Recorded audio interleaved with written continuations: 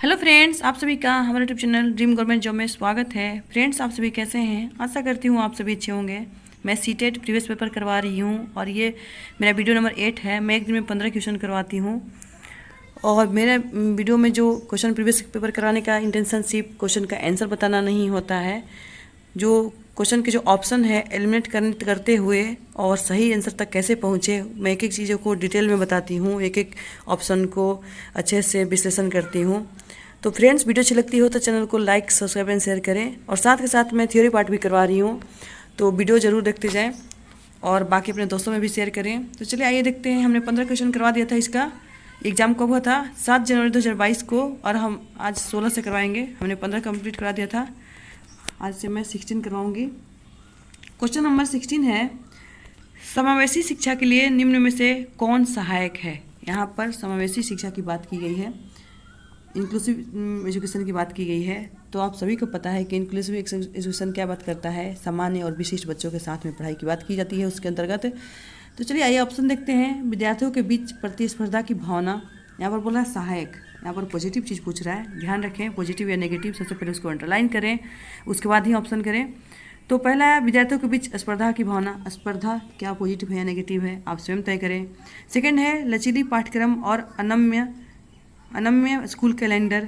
सी है विद्यार्थियों की आवश्यकता के अनुसार उचित आवास। डी है सख्त शिक्षक केंद्रित शिक्षा शास्त्र, यानी कि यहाँ पर टीचर पेडागोजी की बात की गई है, टीचर सेंटर्ड पेडागोजी की बात की गई यहाँ पर। तो चलिए आइए देखते हैं, ऑप्शन को एलिमिनेट करते हैं और सही ऑप्शन तक कैसे पहुँचते हैं। आइए देखते हैं। सबसे पहला है डी, सख्त शिक्षक केंद्रित शिक्षा शास्त्र। क्या अभी का जो शिक्षा, वर्तमान शिक्षा चल रहा है, क्या शिक्षक केंद्रित है या बाल केंद्रित है, आप स्वयं तय करें। तो आप सभी को पता है कि अभी जो पेडागोजी की बात होती है वो बच्चों के बीच में, यानी कि केंद्र में रखकर विद्यार्थी केंद्रित शिक्षा की बात की जाती है। तो यहाँ पर शिक्षक है तो अपने आप में ये क्या है? गलत है। विद्यार्थियों की आवश्यकता के अनुसार उचित आवास, ये कुछ पॉजिटिव दिख रहा है। चलिए आगे देखते हैं। लचीली पाठ्यक्रम तो सही है, और अनम्य स्कूल कैलेंडर, अनम्य नहीं नम्य होना चाहिए, तो ये भी अपने आप में गलत है। विद्यार्थियों के बीच प्रतिस्पर्धा तो बिल्कुल ही नहीं चाहिए, बल्कि एक दूसरे को सहयोग करते हुए आगे बढ़ाना है, तो ये भी क्या है? गलत है। हमारा आंसर होगा सी, आंसर होगा सी। समावेशी शिक्षा किस तरह की बात करता है? तो समावेशी शिक्षा सामान्य एवं विशिष्ट बच्चों को एक साथ लेकर सम्मिलित करते हुए बच्चों की आवश्यकताओं को ध्यान में रखते हुए उनके बौद्धिक और संवेगात्मक एवं सृजनात्मक विकास के अतिरिक्त परस्पर सीखने सिखाने के बात करता है ये। तो समावेशी कक्षा है जो सिंपल बच्चे हैं, यानी कि जो सामान्य बच्चे हैं और जो विशिष्ट आवश्यकता वाले बच्चे हैं, इन दोनों को साथ में रखकर सीखने सिखाने की बात करता है, सबकी आवश्यकताओं को ध्यान में रखते हुए। तो ऑप्शन होगा सी। क्वेश्चन नंबर 17 है, निम्नलिखित में से कौन किसी व्यक्ति के हाथ से आँख के तालमेल, संतुलन और शारीरिक निपुणता की क्षमता को प्रभावित करता है? कहने का मतलब कि हाथ और आँख में बच्चा तालमेल नहीं बैठा पाता है, उसके बारे में बोल रहा है कि कौन किस में दिक्कत होती है, किस अधिगम क्षमता होती है। तो गुणज वैकल्य, पठन वैकल्य, भाषा वैकल्य, गति समन्वय वैकल्य। तो यहाँ पर गुणज यानी कि आपका डिस्कैलकुलिया के बारे में बात कर रहा है, तो ये गणितीय संबंधित है, तो ये हो नहीं सकता है। पठन वैकल्य ये भी नहीं हो सकता है, ये पढ़ने से संबंधित है, बच्चों को पढ़ने में कठिनाई होती है। भाषा वैकल्य, ये बच्चों को अपनी अभिव्यक्ति बच्चा नहीं कर पाता है, भाषा संबंधित है, तो ये भी नहीं हो सकता। बच्चे इसके अंतर्गत अपने बच्चे बातों को ढंग से रख नहीं पाता, अभिव्यक्त नहीं करता अपने विचारों को, तो ये भी नहीं हो सकता है। यहाँ पर गति समन्वय वैकल्य, यहाँ पर बच्चा इसके अंतर्गत बच्चा हाथ और आँख में समन्वय नहीं बिठा पाता है, तो ये अपना ऑप्शन है, ऑप्शन डी। क्वेश्चन नंबर 18 है, साथ के साथ आप लोग भी करें आंसर और बताएं कमेंट बॉक्स में लिखकर कि आपके कितने सही हुए हैं और गलत हुए हैं, तो आप उसको देखिए कि हमने कहाँ गलती की है, किस चीज़ों को समझने में हमें गलती हुई है। फ्रेंड्स, मैं बार बार बोलूँगी कि आप ऑप्शन को हमेशा एलिमिनेट करें और जो सही उसके बाद ही सही आंसर पर पहुँचें। जो पॉजिटिव है, नेगेटिव है, उसको सबसे पहले अंडरलाइन करें, उसके बाद आगे बढ़ें। क्वेश्चन नंबर 18 है, उन विद्यार्थियों के सफल समावेशन के लिए जिन्हें दृष्टिबाधिता यानी दिखाई देने में दिक्कत आ रही है, बच्चे को ढंग से देख नहीं पा रहा है, दृष्टिबाधिता है, एक शिक्षिका को क्या करना चाहिए? सफल समावेशन की बात कर रहा है। आसपास की चित्र रूपी सामग्री में मौखिक स्पष्टीकरण जोड़ें। इन विद्यार्थियों को हस्तलिखित नोट्स दें। विषय वस्तु को पढ़ने के लिए केवल ब्लैक बोर्ड का प्रयोग करें, उन्हें स्कूल में एक अलग संकाय में दाखिला दें।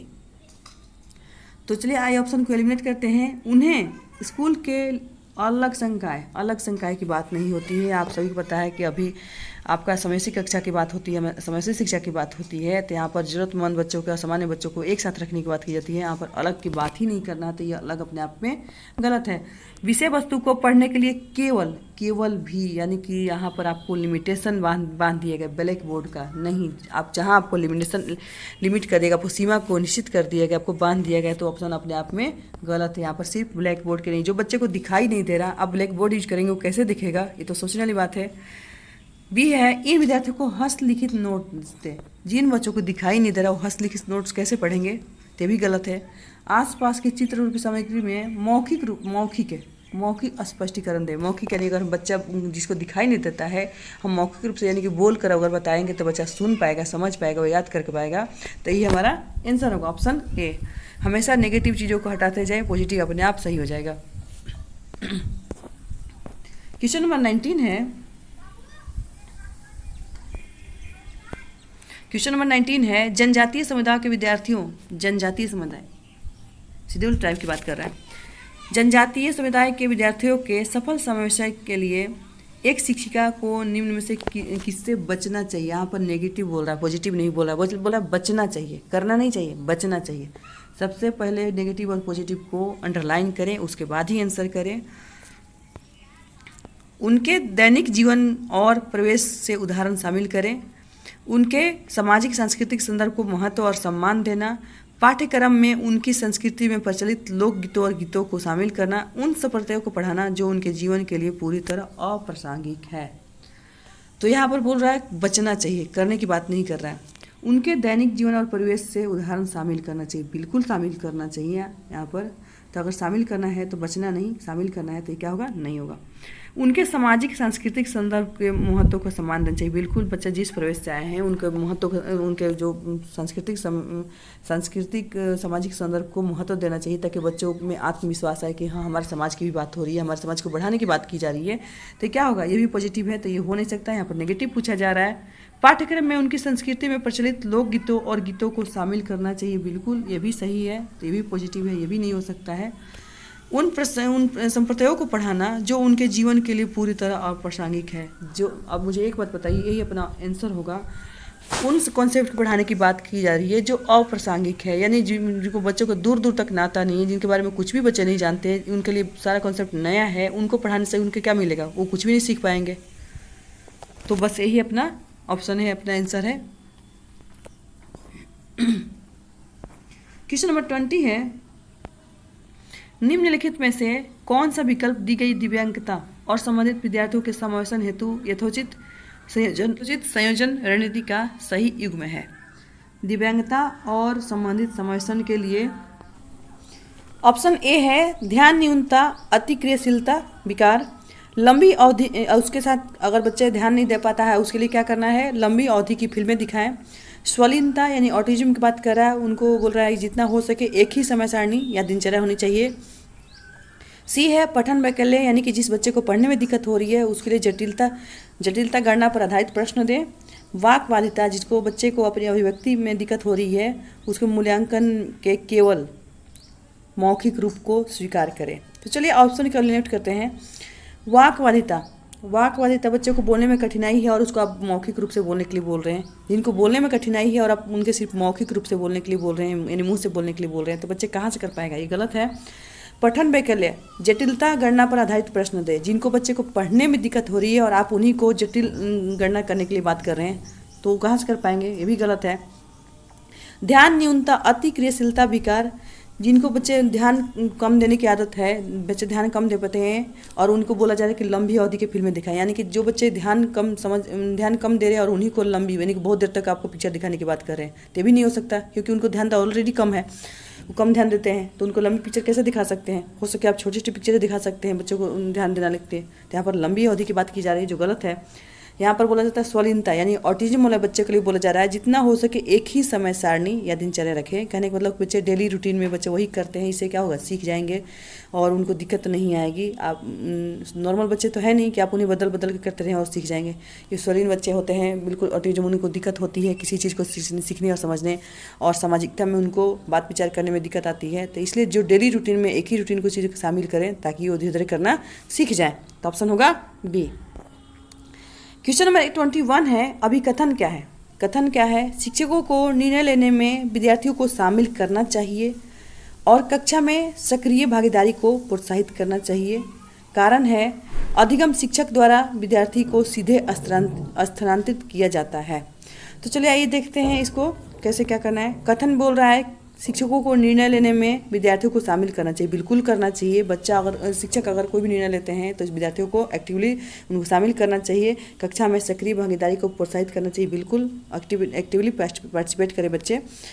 कारण, अगर मैंने बताया था कि कथन के बाद आपको कारण पढ़ने के लिए क्योंकि लगाना है, तो रीजन कारण में क्या करना है, प्रोत्साहित करना चाहिए क्योंकि अधिगम शिक्षक द्वारा विद्यार्थियों को सीधे स्थानांतरित किया जाता है। क्या अधिगम, जो अधिगम है शिक्षक सीधे विद्यार्थी को स्थानांतरित करता है या और भी ऑप्शन होते हैं?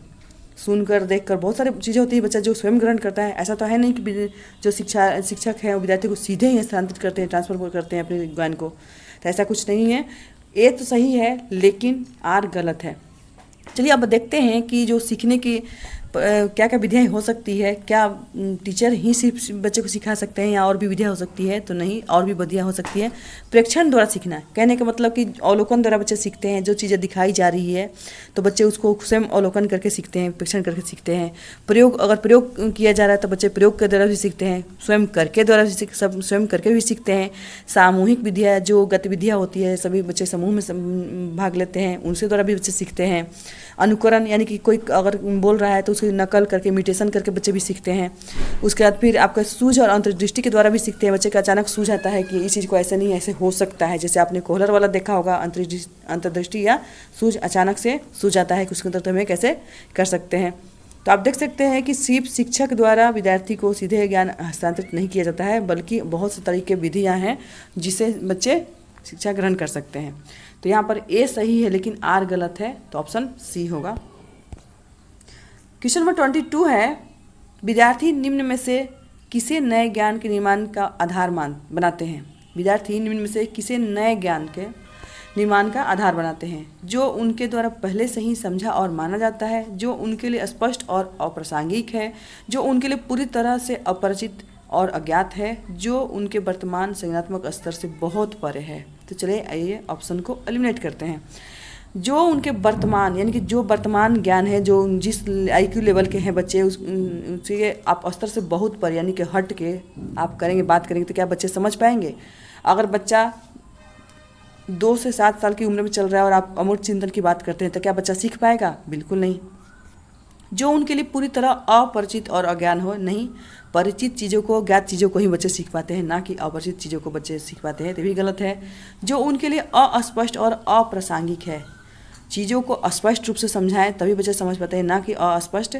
अप्रासंगिक, यानी प्रासंगिक, आप चीज़ों को मेल खाते हुए चीज़ों को समझाएंगे तभी बच्चे समझ पाएंगे, ना कि अप्रासंगिक रूप से, तो भी क्या है, गलत है। जो उनके द्वारा पहले से ही समझा और माना जाता है, बिल्कुल जो जिसके बच्चे जितना तक जानते हैं उसको जोड़ते हुए आपको आगे बढ़ाना है, ना कि अप्रासंगिक होना चाहिए, बिल्कुल प्रासंगिक होना चाहिए, चीज़ों से मेल खाता होना चाहिए। तो ये हमारा आंसर हो गया, ऑप्शन ए। क्वेश्चन नंबर 23 है, सीखने के सामाजिक संदर्भ के संबंध में निम्नलिखित में से कौन सा कथन सही नहीं है? यहाँ पर आपको नहीं है को सबसे पहले अंडरलाइन करना है ताकि आपका एक भी आंसर गलत ना हो, एक भी क्वेश्चन गलत ना हो। चलिए आइए ऑप्शन देखते हैं। संप्रेषण व अंतःक्रिया सीखने के लिए महत्वपूर्ण है। सीखने का सभी कार्य व्यक्ति द्वारा उनके दिमाग में किया जाता है। विद्यार्थी स्कूल में अपनी संस्कृति से बहुत सी समझ लेकर आते हैं। जब विद्यार्थी एक दूसरे की सहायता करते हुए सहयोगात्मक रूप से करते हैं तो उनका अधिगम सुदृढ़, प्रबलित व परिष्कृत होता है। तो चलिए ऑप्शन को एलिमिनेट करते हैं। यहाँ पर बोल रहा है नहीं है, है नहीं बोल रहा है, नहीं है, यानी कि नेगेटिव पूछ रहा है। संप्रेषण व अंतःक्रिया सीखने के लिए महत्वपूर्ण है। बिल्कुल संप्रेषण के द्वारा बच्चे सीखते हैं, अंतःक्रिया के द्वारा एक दूसरे से अपने विचारों को, बातों को आदान प्रदान करके भी सीखते हैं। तो क्या ये सही है? जो हो नहीं सकता। सीखने का सभी कार्य व्यक्ति द्वारा उनके दिमाग में किया जाता है। सारे कार्य, यहाँ पर सभी को बांध दिया, कहीं ने एलिमिनेशन कर दिया कि सभी के सभी, यानी कि आप उससे इतर कुछ भी नहीं कर सकते हैं। तो क्या ये सही है? सी है, विद्यार्थी स्कूल में अपनी संस्कृति से बहुत सी समझ लेकर आते हैं और जब विद्यार्थी एक दूसरे की सहायता करते हैं तो सहयोगात्मक रूप से करते हैं। तो यहाँ पर आपको नेगेटिव पूछा है, सभी कार्य व्यक्ति द्वारा उनके दिमाग में किया जाता है। नहीं, बच्चे कैसे कैसे सीखते हैं? करके भी सीखते हैं, प्रेक्षण द्वारा भी सीखते हैं, प्रयोग द्वारा भी सीखते हैं, अनुकरण द्वारा भी सीखते हैं। तो सिर्फ दिमाग द्वारा ही नहीं किया जाता है। तो यहाँ पर यही बी वाला गलत है। विद्यार्थी स्कूल में अपनी संस्कृति से बहुत ही समझ लेकर आते हैं। बिल्कुल, बच्चे जिस समाज में जिस संस्कृति से आते हैं उनको अपनी जो मातृभाषा है उसके द्वारा बच्चे अपने बहुत सी चीज़ों को ग्रहण करके आते हैं। तो ये भी पॉजिटिव है, जो हो नहीं सकता है। और जब विद्यार्थी एक दूसरे की सहायता करते हैं तो सहयोगात्मक रूप से करते हैं। बिल्कुल, उससे क्या होता है? उनका अधिगम सुदृढ़ और प्रबलित और परिष्कृत होता है। बिल्कुल, उनका जो अधिगम होता है सुदृढ़ यानी कि मजबूत होता है, प्रबलित होता है, और साथ के साथ परिष्कृत यानी कि विस्तार मिलता है। तो ये क्या है? ये भी पॉजिटिव है। तो ये हो नहीं सकता। यहाँ पर बोल रहा है कि सभी कार्य यानी कि सभी चीज़ों को बांध दिया, ऐसा कुछ नहीं है। बच्चे प्रेक्षण के द्वारा भी सीखते हैं, बच्चे अनुकरण के द्वारा भी सीखते हैं। तो यहाँ पर बहुत सारे ऑप्शन हो सकते हैं जिसके द्वारा बच्चे सीखते हैं। तो ऑप्शन यहाँ पर क्या होगा? बी।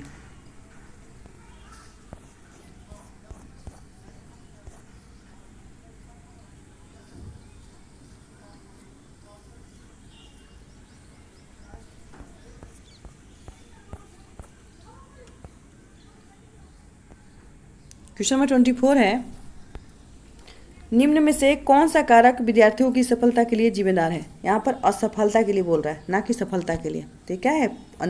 नेगेटिव है। असंदर्भित पाठ्यक्रम, विषय वस्तु को प्रस्तुत करने के विविध तरीके, विद्यार्थी केंद्रित गतिविधियाँ, व्यक्तिगत विभिन्नताओं का मान। तो चलिए ऑप्शन को एलिमिनेट करते हैं। डी है व्यक्तिगत विभिन्नताओं का मान। व्यक्तिगत विभिन्नता की धारणा किसने दी थी? हरलॉक ने दी थी। और यहाँ पर है कि आपको मान देना पड़ेगा। सभी बच्चे अपने अपने अनोखे होते हैं, तरीके उनके अलग होते हैं, सीखने सिखाने की क्षमता अलग होती है उनमें, अभी अपने बच्चे विचारों को अभिव्यक्त करने की क्षमता अलग होती है, उनको अधिगम करने की क्षमता अलग होती है। तो क्या है? बच्चे सभी अलग अलग होते हैं, तो उनके व्यक्तिगत विभिन्नताओं को मान बिल्कुल देना चाहिए। ये पॉजिटिव है, ये हो नहीं सकता। विद्यार्थी केंद्रित, वर्तमान में जो पेडागोजी की बात की जाती है विद्यार्थी केंद्रित की ही बातें की जाती है, तो ये भी नहीं हो सकता, पॉजिटिव है ये। विषय वस्तु को प्रस्तुत करने के विविध तरीके, क्योंकि सभी तरीके सभी बच्चे एक तरीके से नहीं समझते हैं, तो तरीके भी समझाने के बिल्कुल अलग अलग होने चाहिए। तो ये भी पॉजिटिव ये हो नहीं सकता है। असंदर्भित पाठ्यक्रम, यही हो रहा है यहाँ पर। क्या बोला? असफलता के लिए जिम्मेदार है। आप असंदर्भित पाठ्यक्रम के द्वारा बच्चे को पढ़ाएंगे तो बच्चे जब मेल खाता हुआ चीज़ें पढ़ेंगे नहीं तो आंसर कहाँ से करेंगे? तो यही आपका आंसर होगा। क्वेश्चन नंबर 25 है, प्रभावी अधिगम के लिए शिक्षार्थी की खाली स्थान भागीदारी की आवश्यकता होती है। अगर प्रभावी शिक्षक को प्रभावी बनाना है, अच्छा करना है, तो बच्चे कैसे पार्टिसिपेट करेंगे? सक्रिय रूप से, बिना रूप से, आंशिक रूप से, निष्क्रिय रूप से। निष्क्रिय देखते ही काटना है, बच्चे को एक्टिवली पार्टिसिपेट करवाना है। आंशिक रूप से नहीं, पूर्ण रूप से बच्चे शामिल होना चाहिए। विनम्र नहीं, यहाँ पर कोई मतलब नहीं है। यहाँ पर सक्रिय रूप से होना चाहिए, बच्चे एक्टिवली पार्टिसिपेट करना चाहिए, तभी बच्चे सीखते हैं। ज्ञान का निर्माण बच्चे स्वयं करते हैं एक्टिवली पार्टिसिपेट करके। जैसे आपके जॉन डीबी ने दिया था, बच्चे स्वयं करके सीखते हैं तो ज़्यादा सीखते हैं। तो यही आंसर होगा आपका। क्वेश्चन नंबर 26 है, अधिसंज्ञानात्मक कौशल। अधिसंज्ञानात्मक कौशल ए है, चिंतन और अधिगम को नियमित करते हैं, संज्ञान और समस्या समाधान को प्रभावित नहीं करते हैं, केवल विषय वस्तु के रटने पर निर्भर है, विद्यार्थियों में संज्ञानात्मक विकास की देरी को दर्शाते हैं। अधिसंज्ञानात्मक कौशल विद्यार्थियों में संज्ञानात्मक विकास की देरी को नहीं, जल्दी से सीखते हैं बच्चे। तो ये क्या है? गलत है। केवल रटने पर, रटने को तो बिल्कुल ही देखते ही कट कर देना है, और केवल अपने आप नेगेटिव है, उसको बांध दिया गया है, तो ये भी गलत है। संज्ञान और समस्या को प्रभावित नहीं करते हैं, बिल्कुल गलत है ये, क्योंकि प्रभावित करते हैं, संज्ञान समस्या समाधान को प्रभावित करते हैं। तो ये क्या है? गलत है। आंसर क्या होगा? चिंतन और अधिगम को नियमित करते हैं, यानी कि निर्देशित करते हैं, ये सही है। क्वेश्चन नंबर 27 है, त्रुटियों के बारे में निम्न में से कौन सा कथन सही है? यहाँ पर बोला जा रहा है सही है। अधिगम प्रक्रिया में त्रुटि की कोई भूमिका नहीं होती है। एक शिक्षक को विद्यार्थियों को त्रुटि करने के व्यवहार को इनाम और सजा देकर ध्यान दें, खत्म करना चाहिए। त्रुटियों पर चर्चा और विश्लेषण द्वारा उन्हें अर्थपूर्ण अधिगम में बदला जा सकता है। विद्यार्थी अपनी त्रुटियों की स्वयं खोज और सुधार करने में सक्षम नहीं होते हैं। तो चलिए ऑप्शन को एलिमिनेट करते हैं। यहाँ पर पूछा है सही है, यहाँ पर अच्छी पॉजिटिव बातें पूछा है, तो हम सबसे पहले नेगेटिव को हटाते जाएंगे, पॉजिटिव अपने आप आ जाएगा। अधिगम प्रक्रिया में त्रुटियों की कोई भूमिका नहीं होती है। आप मुझे बताना, आप छोटे से बड़े हो गए, क्या आपने गलतियाँ नहीं की है? अगर गलतियाँ करेंगे तभी हम उसी से सीख लेते हैं, क्योंकि हमें अगर आपने एग्जाम दिया होगा, बार बार फेल करते होंगे, तो आप बार बार सीखेंगे उसमें। जिस दिन आप सक्सेस हो जाएंगे तो आप देखेंगे पीछे मुड़कर कि आपने क्या क्या गलतियाँ की हैं। हमें अगर तरीके हमें बदलना चाहिए, प्रश्न पढ़ने की प्रकृति बदलना चाहिए हमें, और सोचने समझने की क्षमता बदलनी चाहिए, तो हम कहीं ना कहीं गलतियों से सबक लेते हैं। तो ये क्या होगा? ये सही भूमिका नहीं होती है, बिल्कुल होती है। त्रुटियों में, अधिगम प्रक्रिया में त्रुटियों की भूमिका बिल्कुल होती है। एक शिक्षक को विद्यार्थियों को त्रुटियों करने पर व्यवहार को इनाम और सजा देकर ख़त्म, बिल्कुल नहीं, ऐसा कुछ नहीं है। ये त्रुटि जो है आपको सीखने का एक पार्ट है, आप इसको इनाम और सजा देकर ख़त्म नहीं कर सकते। हाँ, उसमें संशोधन कर सकते हैं कि आप बच्चों को बोल सकते हैं कि आपको सीखने के लिए आपको क्या करना है, कैसे आप सुधार कर सकते हैं, इसमें देखिए कि आपकी गलती कहाँ रही है और हम उसमें क्या सुधार करके अच्छा कर सकते हैं। तो ये भी नहीं हो सकता है। त्रुटियों पर चर्चा और विश्लेषण द्वारा उन्हें अर्थपूर्ण अधिगम में बदल सकता है, बिल्कुल। अभी मैंने बताया कि जो त्रुटियां हुई हैं, बच्चों से बात कीजिए कि आपने जो गलतियां की हैं क्यों की है, आपके कहाँ समझ में नहीं आया, उसको समझ के पढ़िए। एक अगर क्वेश्चन आपने देखा होगा कि आपके एग्जाम में आपने सिर्फ नहीं वर्ड को नहीं पढ़ा, तो आपने बार बार गलतियाँ की हैं, तो आप जब दोबारा जाएंगे तो नहीं को आप सबसे पहले अंडरलाइन करेंगे, क्योंकि आपने अपनी त्रुटियों से, यानी जो गलती की थी उसे आपने क्या किया, सबक लिया है। तो हम अर्थपूर्ण अधिगम में हमने क्या किया, उसको बदला चर्चा करके। तो यही आपका आंसर होगा। विद्यार्थी अपनी त्रुटियों की स्वयं खोज और सुधार करने में सक्षम नहीं होते हैं, बिल्कुल होते हैं। आप एग्जाम देकर आते हैं तो अपने खुद मूल्यांकन करते हैं, तो बोले कि हाँ मैंने ये नहीं वर्ड नहीं पढ़ा था, मैंने जल्दीबाजी में प्रश्न को पूरा नहीं पढ़ा था। क्या त्रुटि अपनी ढूंढ नहीं पाते हैं? स्वयं ढूंढते हैं, बिल्कुल ढूंढते हैं। तो ये भी नहीं हो सकता है। तो ऑप्शन क्या होगा? सी। क्वेश्चन नंबर 28 है, अधिगम और सूचना प्रसंस्करण एवं समयों और प्रवृत्ति का संबंध किस प्रकार का है? अधिगम और सूचना प्रसंस्करण एवं समयों और प्रवृत्ति का संबंध किस प्रकार है? अधिगम और सूचना प्रसंस्करण संवेगों से काफ़ी हद तक प्रभावित होते हैं। संवेगों एवं सूचना और अधिगम और सूचना प्रसंस्करण का एक दूसरे का कोई संबंध नहीं है। संवेगात्मक सकारात्मक संवेग अधिगम और सूचना प्रसंस्करण को नकारात्मक रूप से प्रभावित करते हैं। नकारात्मक संवेग अधिगम और सूचना प्रसंस्करण को सकारात्मक रूप से प्रभावित करते हैं। तो नकारात्मक चीज़ सकारात्मक हो नहीं सकता, ये गलत है। सकारात्मक नकारात्मक हो नहीं सकता, ये गलत है। संवेग व अधिगम और सूचना प्रसंस्करण एक दूसरे का कोई संबंध नहीं, बिल्कुल संबंध होता है। अधिगम और सूचना प्रसंस्करण संवेगों से काफ़ी हद तक प्रभावित करते हैं, तो ये बिल्कुल सही है। क्वेश्चन नंबर 29 है, एक विद्यार्थी कुछ संप्रदायों के बारे में अपनी जिज्ञासा को संतुष्ट करने के लिए किताबें पढ़ रही है। एक विद्यार्थी जो है अपने कुछ संप्रदाय यानी कि कुछ अवधारणा का, कुछ कॉन्सेप्ट को अपने चाहती है कि उसको हम ढंग से सीखें, उसको तो उसकी जिज्ञासा को संतुष्ट करने के लिए किताबें पढ़ रही है। ये किस तरह के लक्ष्य का उदाहरण है?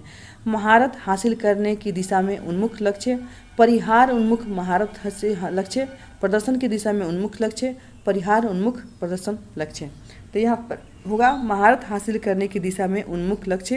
कहने का मतलब कि बच्चा, कोई लड़की विद्यार्थी है तो अपने जो कॉन्सेप्ट को क्लियर करना चाहती है, अगर आप कॉन्सेप्ट को क्लियर करते हैं तो आपका क्या है, अधिगम मजबूत होगा, है ना। आप उसमें महारत कहीं ना कहीं हासिल करेंगे।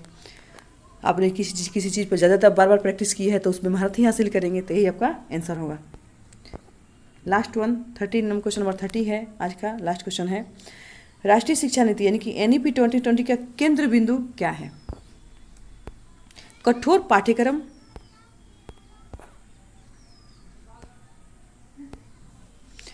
पाठ्यक्रम, शिक्षा शास्त्र और मूल्यांकन, बहुविषयकता और समग्र शिक्षा, परीक्षा की ओर और उसके लिए सीखना, आकलन के योगात्मक तरीके का अपनाना। यहाँ पर NEP 2020 के बारे में बात कर रहा है, तो यहाँ पर आपका आंसर होगा बहुविषयकता और समग्र शिक्षा। NEP 2020 का मुख्य रूप से राज्य सरकार द्वारा जहाँ तक संभव हो सके राज्यों में बोली जाने वाली सभी भाषाओं को शिक्षा में दिए गए सिफारिश की गई, यानी कि त्रिभाषा सूत्र का उल्लेख किया गया। मात्र जो बच्चा जहाँ सीखते हैं, अगर प्राथमिक स्तर पर बच्चे मातृभाषा में वहाँ पर सीखने सिखाने की बात की गई है। बहुत सारे विषयों को जोड़कर और समग्र शिक्षा की बात की गई है। तो ये अपना आंसर होगा। फ्रेंड्स, वीडियो अच्छी लगती हो तो चैनल को लाइक, सब्सक्राइब एंड शेयर करें। Bye bye.